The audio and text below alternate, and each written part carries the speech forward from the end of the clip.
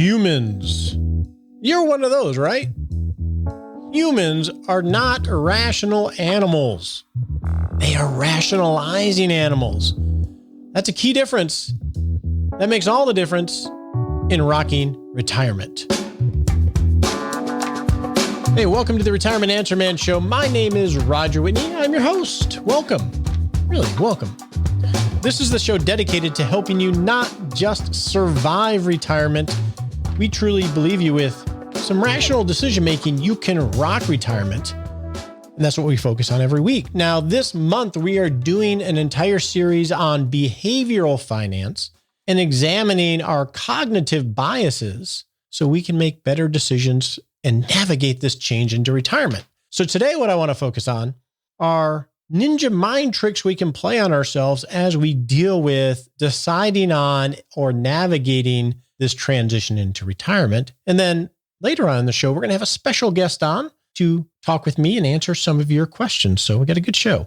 So let's get started, eh?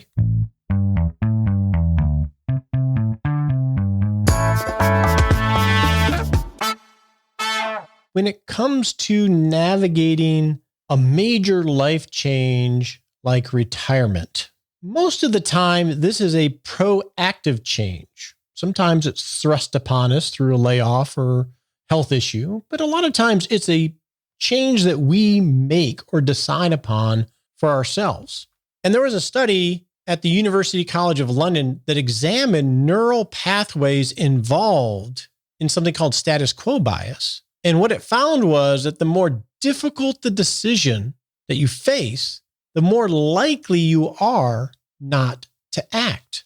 That makes sense, because if it's a really difficult decision, the status quo, how your life is right now, is probably working pretty good for you, right? You know your profession, you got your routines, you got the affirmation you're getting, you got the income, probably more than you've ever earned in your life. You sort of got your routines down. It works. You know when you wake up roughly what you're going to expect. And other studies have shown that even if what you expect isn't all that great, there's a lot of comfort because you know what it is. And so status quo bias is one of those cognitive biases that just says, well, just stick with where you're at because it's working. So we have a Rock Retirement Club, rockretirementclub.com, where we have over 300 fellow travelers, people like you with the same spirit, where we're actively talking about these things. And one of the members shared, and I'm paraphrasing, a question that we've been discussing inside the club. And basically he's saying, when do you pull the trigger to retire? Even when you know you have enough, you've run the numbers, you've had outside experts validate it. How do you get that ugly feeling out of your gut and know that you're going to be okay and you should do it? That is essentially the issue that so many people face as they're approaching retirement. They run the numbers over and over again, thinking that they're going to get enough confirmation to get them over the leap into the uncertainty of a whole new situation. And that can be really, really hard. Not for everybody, but some of us it's a little harder than others. This really makes me think of a book that I had a manager make me read in the 90s. And that was Who Moved My Cheese by Spencer Johnson, MD. Great book. Great book. And really it's a business book, but I think it applies totally here. So the book was told in parable form. So you have this maze and you have four mice. You have Scuffy and Sniff, and then you have Hem and Haw. And these four mice live in the maze. They go to the same room every day, and there's this big, juicy hunk of cheese. I mean, that's like mice heaven, right? And so every day they scurry on over to the same room and they are rewarded with this great cheese. But then the story unfolds that they all go to the room one day, the cheese isn't there. And they're like, what? Where's my cheese? And so they scurry away. Next day they come, it's still not there. They're getting a little, what's going on here? They're talking amongst themselves. Well, where's the cheese? It's got to show up at some point. It's always here. It's always been here. I'm comfortable with this status quo. They scurry off. This happens day after day. And then finally, Scurry and Sniff say, I'm out of here, fellas. I got to go find me some cheese. And Hem and Haw are like, well, wait a second.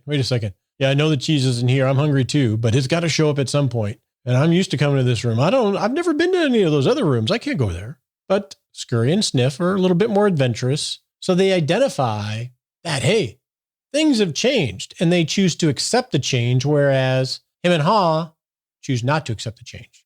And so ultimately, Scurry and Sniff run off and find the cheese. And I believe they come back and try to get him and Ha to finally accept the cheese.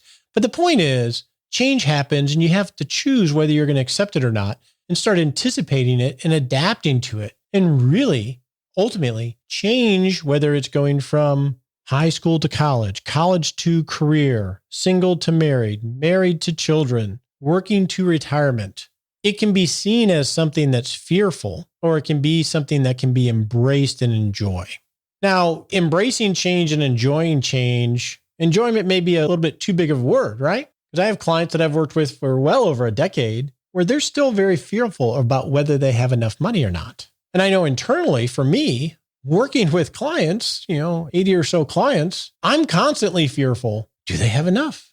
What have I missed? This is something that doesn't go away. And I think that's the point of a lot of these cognitive biases, whether it's status quo change or other changes, is that they don't go away. You just have to manage through them.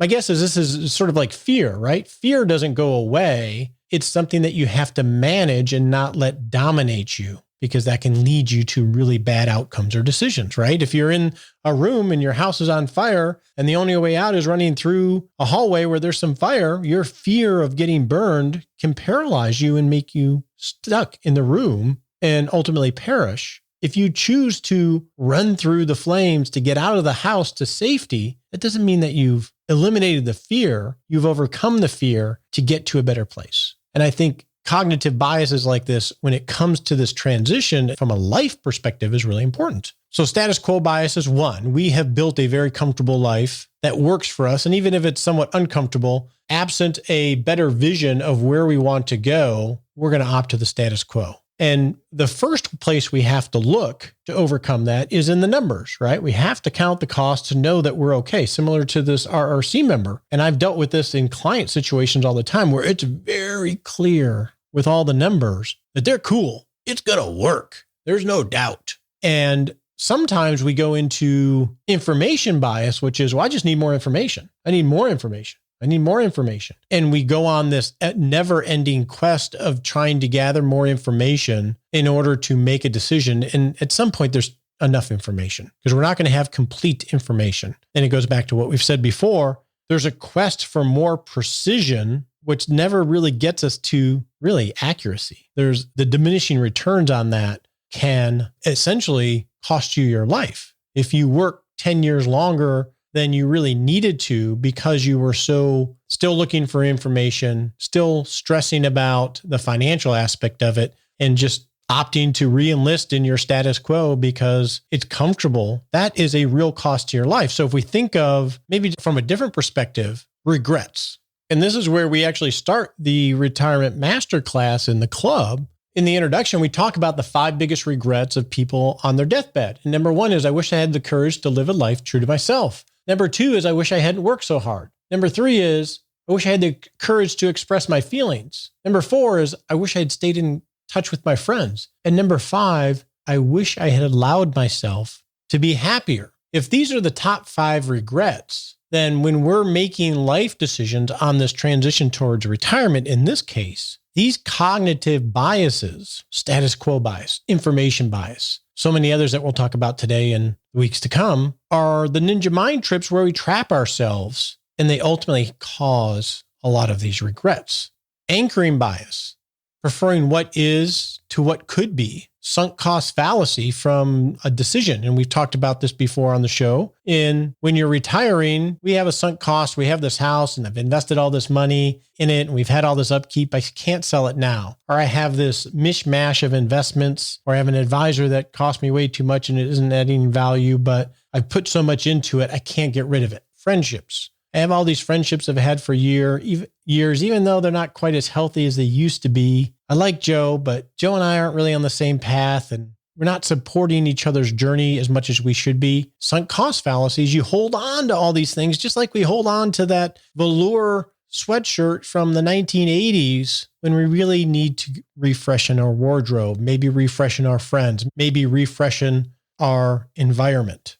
This is what causes, even if people can make the decision to go into retirement, to just sort of continue to live exactly like they've been living for years in terms of that atmosphere. And we talked about a little bit that last month. This is how that works. It's because of these biases. So I think number one is status quo bias. That's a big one to get over and manage. Number two is this anchoring bias of just sticking with what is and not really thinking about what could be. Third is that sunk cost fallacy. By the time you're in your 50s or 60s, you've got a lot of sunk costs in wardrobe, in friendships, in houses, or in things that keep on trucking, and you've put a lot of time into. It's very difficult to just move, say, to where you want to be at the ocean and lose a lot of your social network, even though you want to be by the ocean. The last one, I don't even know what to call this bias. I'm sure Dr. Crosby would know. And this is a big one. And actually, the RRC member expressed this in the discussion we were having. We're going from sower to reaper. We're going from saving and accumulating, which feels powerful and is growth oriented. And we see reaping or harvesting our wealth in order to create a great life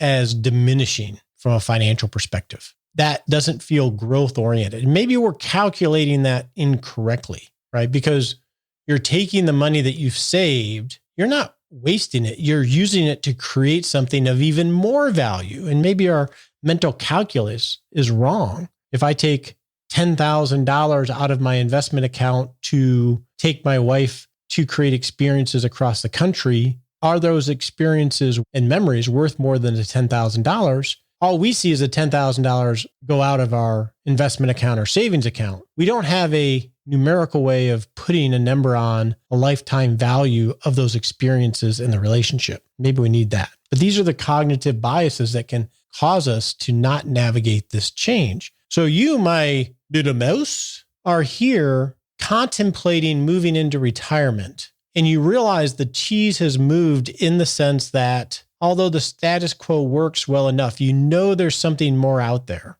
And it's having to decide whether you're willing to go explore it. Because ultimately, forward motion is what gets you out of that empty room in the maze. Now, the room isn't empty with income, but the room is empty with meaning and fulfillment and the time freedom that you desire. You're going to have to venture out of that maze and go find it. And a little hint from your friendly host, Roger, the simple act of moving forward and looking for it creates momentum to where you're going to discover it. Hopefully that helps a little bit. We're going to explore this more deeply on the retirement planning side next week. And then the week after that, we're going to have a framework for making decisions and managing these biases. But for now, let's go answer some of your questions.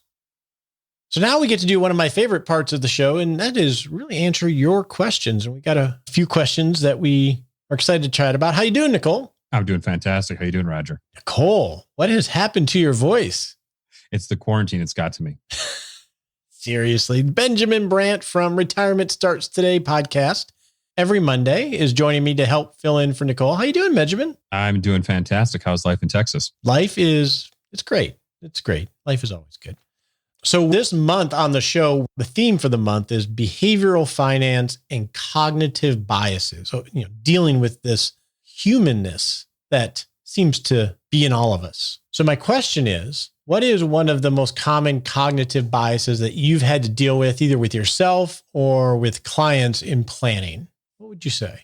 One of the unique things about retirement planning is when you're saving up the money and it's in an employer-sponsored plan, it's someone else's money, right? It's got your name at the top, but it's also got your company's name at the top, right? And you put money in every 2 weeks and it just kind of grows in 30s, 40s, and 50s. It's just something that's kind of out there in the ether. You watch it, it goes up and down. But then when you're retired and you do a rollover and it's just your name at the top and it's a big amount of money, sometimes we start to think about it differently. There's X amount of dollars in an account with my name on it and I can access it anytime I want. Sometimes the numbers change when they're beyond an arm's length with our employer-sponsored plan, but then they're right where we can reach them with our retirement accounts. So sometimes it's a little strange to think about that transition from working to retiring. And now I've got this money and I can access it. What do I do with it? So sometimes there's some head trash that kind of exists around large amounts of money and thinking maybe that they are infinitely large when we've got direct access to them. Head trash. I like that. Yeah, and maybe it's like the numbers convert from sort of like a video scoreboard that goes up and down over the years to it's your stuff, right? It's your money. And now it's real. Yeah. And there's that thing. And I think one thing that is helpful from an advisor standpoint is I always want to please and do so well for my clients. But at the end of the day, it's not my money. I'm not in the bottle of their life with them. Right. And so I have some distance of it's not my money. So I can see from the outside sometimes better than they can. Right. With my own money, I struggle with the same things. Right. Is all the fears and the anxieties and greed and everything else. Okay. That's interesting. So how do you get them over that? Well, I think it's helpful to convert things from percentages to real dollars. Sometimes we talk about the 4% rule or the 5% rule or the 3% rule, whatever it is. But sometimes I think percent means marshmallow, especially when it's your own money, right? It doesn't really mean anything.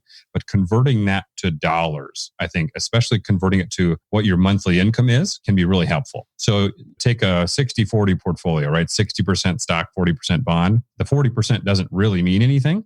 But if we convert it into our monthly income and say, oh, I've got 7 years of income in these bonds and cash before I have to touch my stocks, that can be a really helpful thing to turn this percentage thingy that I've saved up my whole life into actual income. And I can picture it, how long I have until I have to do anything other than live off this income. I think that could be really helpful for helping people write out some of the crazy times that we're in right now. Yeah, that's a great point. Because then it's like, and I call it consumption of this pot of money here pays for my vacations for the next 5 years, right? It may be in bonds. It doesn't really matter what it's in, but not calling it some abstract thing. That's a good point. I like that, Benjamin. You're smart. You should have a retirement podcast, I think. I think I should too. All right, we'll get you on that. So we have a few questions, and I love bringing on people like you because usually I'm the one answering the questions, but now I get to let you answer the questions and then chime in. So a lot less pressure on me. I love to do it. It's fun. It's one of my favorite parts of my show is listener questions. Okay, so we had Jay that emailed in. Hey, Jay, how you doing? So Jay wants to know, he says, when he retires and he wants to pull from his monthly income beyond his pension, Social Security, and so forth, and he's going to have a cash bond account that has 3 years of his required income, right? He has that bucket, or I call it a pie, piece of the layer of the pie. And he's currently working on having an emergency fund with 12 months of living expenses in addition to that 3 years. So he wants to know, when I retire, do I still need to continue to have such an emergency fund in addition to what I call my paycheck fund? What are your thoughts on that? I say it can't hurt. We encourage people to not live paycheck to paycheck while they're working. It makes just as much sense not to live paycheck to paycheck while you're retired. So I think having money outside of your IRA is really smart because, Murphy's Law is going to happen, right? The roof's going to blow off the house. You're going to have hail damage. You're going to have to replace a car. If we have to go back to the IRA every single time something like that happens, that's just going to increase our income taxes, and it's going to do all kind of weird things to Medicare and our tax brackets, and we're going to miss out on a stimulus benefit, or who knows. So I think it's a really good idea to have some money outside of your retirement account. Well, he's not talking about outside your retirement account. He's talking outside of your paycheck fund. He says he has cash and bonds for 3 years of required income in retirement. And he's building another 12-month emergency fund in addition to that 3-year cushion. Oh, I see. Okay. So it's inside of his IRA. It's just extra cash. Well, you didn't even mention IRA. It's just in normal money. I think it's prudent to have cash around, just not too much cash because it's likely not yielding much. So I would total up anything that you would consider to be an asset for your retirement and look at that as like a household portfolio. And then that'll give you some perspective into how much cash should I have. If you've got more cash than you've got stocks, well, then you're not going to be able to keep up with inflation very well. So look at everything as a total and then compare that to what you want your retirement income to be on a monthly or annual basis. And that's going to give you some context or some perspective as to how much might be not enough or how much might be too much. Yeah. And my perspective, it's similar, is I think of your emergency fund, Jay, as like the financial airbag to life, right? When your cash flow gets into a crash, it's the airbag that's going to come and help your cash flow continue in some way. So like when you're working, the rule of thumb, air quotes, of 3 months of living expenses. I don't know if that's good or bad, but let's start with that. And the way I usually think through that with, say a working client is, okay, we have 3 months of living expenses, and then we have the opportunity to dial that up or down. So the more variable your income, maybe you're 100% commission based, then you dial it up. The more your job is tenuous in your job, if your confidence level goes down, then you dial it up a little bit. If your confidence level goes up, you dial it. You can have less cash. So when I think of the way you described it, you have 3 years of income fund, and then you're thinking of having 12 months. So really you're going to have 4 years of income fund. It may be too much because you at least have pretty guaranteed income for the next 3 years, right? So we know that's not like commission. That money is going to be there because you've already put it there in that envelope. And it's not going to go away, and you don't have a job, so it's not like you're going to get fired. So that may be too much if you're thinking of that just as your emergency airbag. So in my mind, and I'm just thinking through this out loud, that money is meant for taking advantage of an opportunity that you don't even know might exist down the road, or replacing the car. In our Rock Retirement Club, Jay, we just had someone that posted a picture of the car they were planning on replacing in a year and a half. They had a photo of it. It caught fire literally while he was in it, and got out and took a photo, and the thing is done, right? That's what the financial airbag is for. So it may be too much if you're already comfortable with 3 years of income floors. Like for us, we build about 5 years, at least on the initial end. And I guess this, Benjamin, my thought is it depends on what vintage of retirement you're in, right? So Jay, you say when I retire. So for the first year or two, I personally am a fan of having a lot of liquidity when you're just retiring, because it's a big change of environment and you don't know what you don't know. And then once you find your sea legs, then you can moderate that. So I think that's okay if you're getting ready to retire. It gives you a lot of flexibility. Anything to add to that, Benjamin? You think that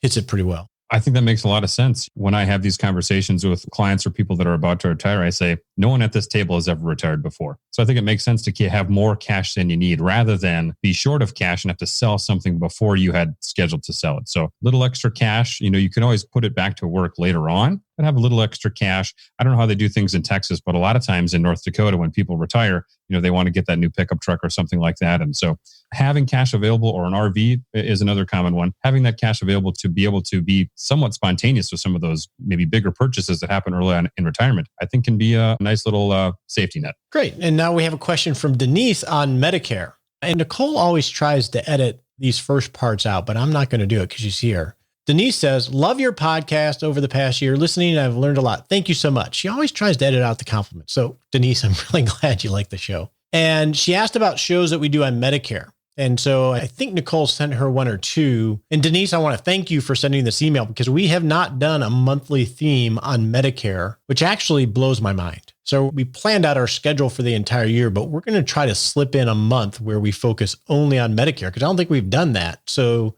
stay tuned for that. So I thank you for that. And you were just wondering what we think about traditional Medicare versus Medicare Advantage and coverage on dental and vision. But let's just focus on the Medicare Advantage.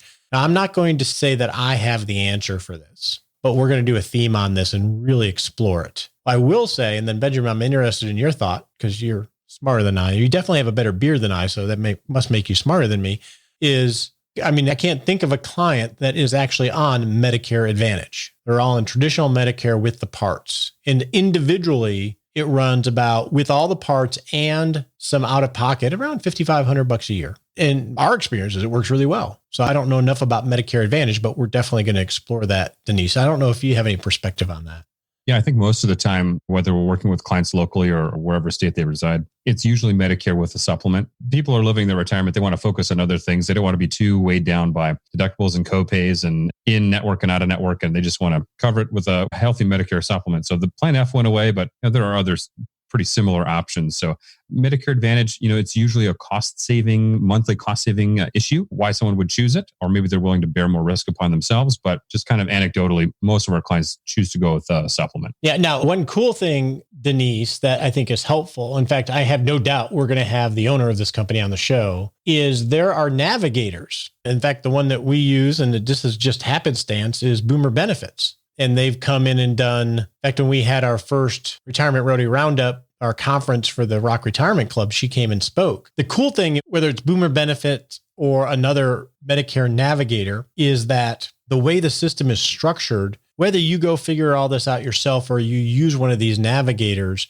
the costs are exactly the same. And so they're not incentivized to sell you something. In fact, it's pretty well regulated. So it makes sense to use these experts that deal with how to figure out which levels make the most sense for you. So that might be something to check out. And Boomer Benefits is the one that we use. We use Boomer Benefits as well. You're going to want to make sure you get an independent insurance agent so that they're not a captive insurance agent. Obviously, if they're captive, they can only sell the insurance that they're captive for that company. So you want an independent agent that can sell you anybody's insurance, no matter where it lies, so that they can choose the best policy for you. But we've used Boomer Benefits. We've had Danielle on our show. They're a fantastic resource. I don't get paid to say this, but I can't recommend them enough. Great. Okay, I'm going to pull. We have an audio question, which are my favorite questions. Love those. And this is on municipal bonds from Jeff. So let me play Jeff's question. Hey, Roger. My name is Jeff, and really enjoy your show. I had a question for you. I've got a pretty substantial municipal bond portfolio, and with all the talk, the possible talk about states filing for bankruptcy, or even the terrible financial condition that a lot of these states are going to be in just because they're spending so much money and their tax revenues are down. Should I be concerned about that? I mean, I looked at it last night, and I've got one from, and most of them I've got 15 or so, but then most of them are from states I wouldn't worry about too much, but I've got, Washington State, New York, Pennsylvania. Should I worry about those? And I don't even know. They're individual bonds. It's not a bond portfolio. So I don't even know if there's a way to sell those. But is that something I should be concerned about? And I appreciate your answer. Thanks. Hey, Jeff. First off, I appreciate the peaceful environment that you're in. That was the first thing I noticed was the birds. You sounded pretty chill. So municipal bonds. And so let's set the stage here because there's a lot more to that question. Obviously, states are having issues depending on region, and with the COVID crisis, we don't know how all that will play out yet. And you say you have about 15 or so bonds. I think to a point, you should be a little concerned. And the reason I say that is because it sounds like you don't know exactly what you own. And I'm only inferring that from how you describe the situation. That may not be the case. So as an example, you say you have a bond in New York. Well, there are lots of different flavors of bonds. There are general obligations, which are a general obligation of the state. So that means they're more on the hook for it, regardless of what happens. And there are revenue bonds, which is like a tollway. You can have a tollway revenue bond in New York, and the bond is guaranteed by the revenues of the tollway. And if the project, the tollway or hospital, whatever, doesn't perform, then your bond's more at jeopardy. So there are those two different type of flavors, and we really don't know. Second is some bonds buy outside insurance. So although it's a New York state bond, they have insurance through a couple of the insurance companies that are the backstop. So if the state or entity defaults, a municipality defaults, that the insurance steps in and pays out to the investors. So even if it's a New York bond, if it's insured, you got a lot of protection there. And then you have hospital bonds, you have city bonds, you have school district bonds. So it's not just simply a state level issue. You really have to go to each individual bond. Is it a general obligation? Is it a revenue bond? Is it a statewide bond? Is it a municipality? Is it a school district? Is it a hospital? And then is there insurance on it? And then you can start to, what are the credit ratings on it? So there are credit rating services that go from AAA on down that will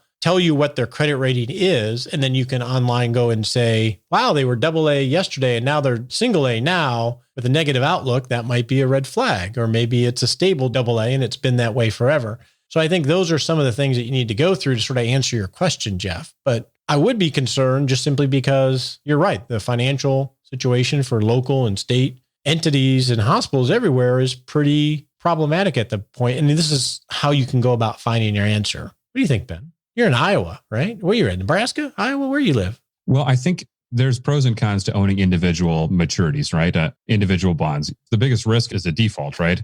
If you buy a mutual fund, you're sort of spreading out that risk, but you've got the individual estates and they each have their own risks. Those risks are known by the agencies, the rating agencies. And so if you do decide to sell those in the secondary market, that could affect the price that you're going to get for them. I would probably lean more towards a mutual fund style of investing in a municipal bond fund if you're looking for some of that tax-free income. But yeah, I think knowing what you own, if you have a mix of general obligation and revenue bonds, that's probably going to be helpful to diversify you. Having different states helpful to diversify you, but there really are no secrets. So the rating agencies, we've got to trust that they're doing a good job and trust that the insurance companies that are backing some of these bonds are doing a good job. We just have to have some faith in the system that we own what we think we own and the quality is what we think it is. Beyond that would just be kind of prognosticating, which I'm not very good at doing. But yeah, I think you make a really good point about owning a fund versus individual bonds. There are advantages and disadvantages to each. And they can be sold in the secondary market. So Jeff, you can actually sell them and get a bid on them. It's not as transparent as stock prices, but you can get a bid and see what you can get for the bond.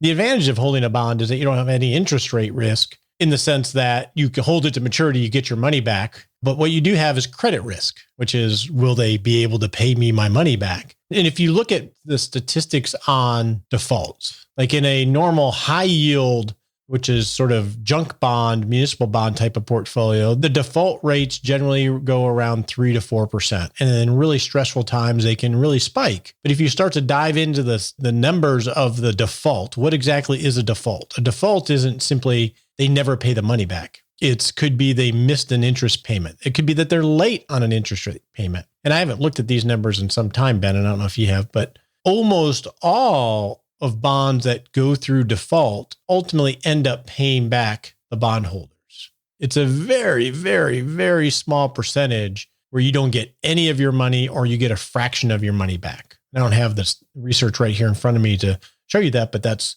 from previous research that I've done. And the other part of that, I think also that you need to consider when you're looking at this is, are these 30-year bonds or are they 2-year bonds? I would be much more inclined to really want to dive into this if I have a 30-year marriage with this bond in this pality. So I think those are some of the ways that you can start to ferret through this. But I think if you're going to buy individual bonds, it's important that you have some comfort level understanding what kind of bond you own so you don't have to worry too much. Benjamin, that is all we have for today. I want to thank you so much for joining me, and you have an amazing show. Retirement starts today, and encourage everybody to check it out. I'm sure they probably already have. So thanks for coming on the show. I appreciate you. Well, thanks for having me, Roger. I've been listening to your show even since before we were friends and even since before I had my own show. So many thanks to you for that. All right, now let's go set a smart sprint. On your marks, get set.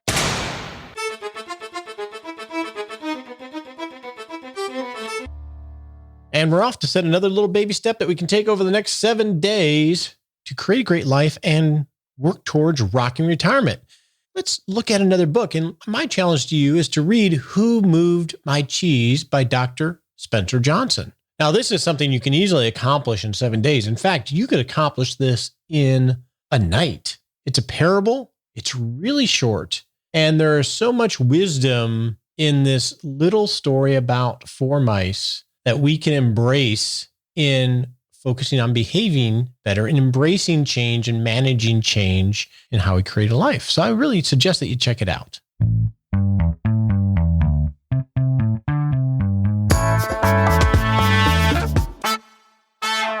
And the best way to communicate with me and my team is through receiving our weekly email, 6 Shot Saturday. It's a quick email with a summary of the show, a link where you can listen, and we share a little bit about what we're thinking about, what we're working on. But the cool thing about 6 Shot Saturday and receiving that, I think, is that you can reply and it comes directly to me. And I do my best to reply back. I've talked with listeners about books and pens and knots and mountain biking and some serious questions as well. So I would love for you to be a member of 6 Shot Saturday, and you can join by going to rogerwhitney.com, and there's a box there to be able to sign up for a weekly email. If you enjoy the show, that might be helpful, and I would love to exchange an email or two with you. Hope you have a great week.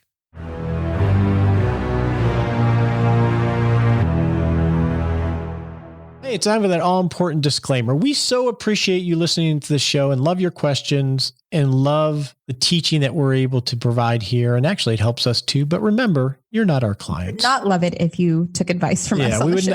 We would not love it if you took advice from us on the show. Realize this is helpful in education. Talk to your legal advisor, your tax advisor, or your financial advisor before you make any decisions. We appreciate you joining us today for this episode of Retirement Answer Man. Be sure to visit rogerwhitney.com/answers to access the Retirement Answer Library with over 30 checklists to help you make the most of the only life you have. Remember, you have more power than you realize to create an amazing life starting today with Retirement Answer Man. The opinions voiced in this material are for general information only and are not intended to provide specific advice or recommendations for any individual. All performance referenced is historical and no guarantee of future results. All indices are unmanaged and may not be invested into directly. Have a wonderful day.